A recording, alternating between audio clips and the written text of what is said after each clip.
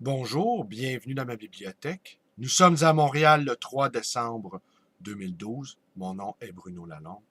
Aujourd'hui, je vous lis un court passage tiré de Le Dormeur éveillé de Jean-Baptiste Pontalis, livre que je vous montre ici à l'écran.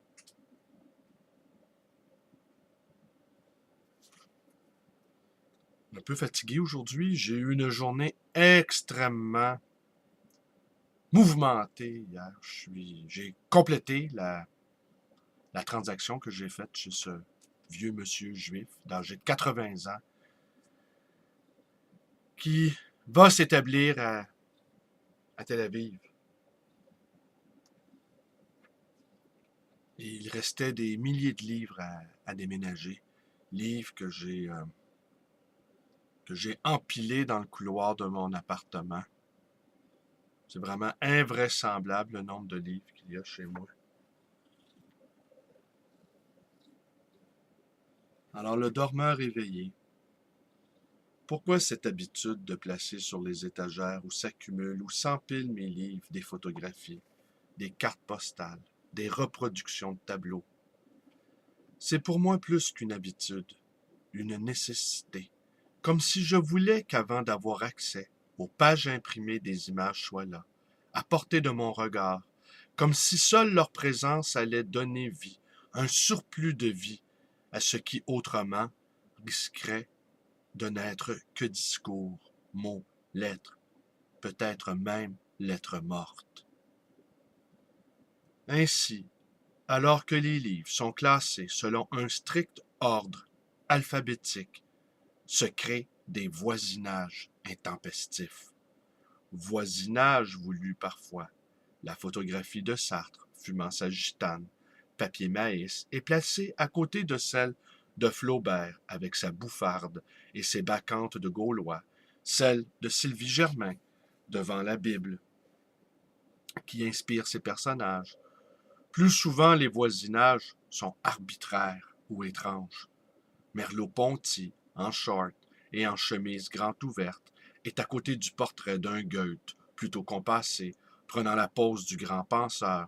Une photographie du jeune Valéry, col dur et yeux clairs, au visage illuminé, se trouve tout près du cheval dévoré par un lion de Jéricho. Un dessin de Matisse qui, en quelques traits de crayon, nous donne à voir la grâce d'une femme pensive, est accolé au portrait de 4 philosophes austères qui jettent un regard réprobateur sur une femme nue, alanguie de Modigliani.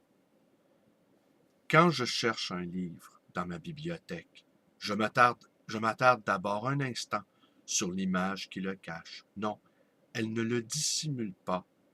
Elle me permet au contraire d'aller vers lui. Cette collection de photographies, de reproductions de tableaux ou dessins constitue pour ma part mon musée imaginaire.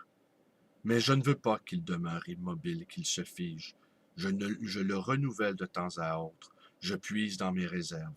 J'en sors des cartes postales achetées au cours d'un voyage ou que m'ont adressé des amis. Alors mon paysage change et les livres s'animent, se réveillent. Dans une autre pièce, plus intime, sont fixées sur un mur les photographies de ceux que j'aime le plus au monde. Personne ne peut les voir que moi. Elles représentent bien plus qu'un paysage. Elles sont ma vie, la source fraîche de ma vie. Ah ben voilà, c'est tout pour aujourd'hui. Je vous remercie d'être avec moi, toujours. Mes vidéos vous plaisent. Vous connaissez la suite. Abonnez-vous. Ma chaîne porte dorénavant mon nom. Vous pouvez également aller visiter ma page Facebook. Et si le cœur vous en dit, eh bien, devenir un ami litant, un ami lisant ou encore un ami liant. Vous pouvez également me téléphoner à cette librairie d'occasion et d'ancien, le livre voyageur dans le quartier Côte-des-Neiges à Montréal, au 514-736-0999. Et bonne journée à tous. Merci. Au revoir.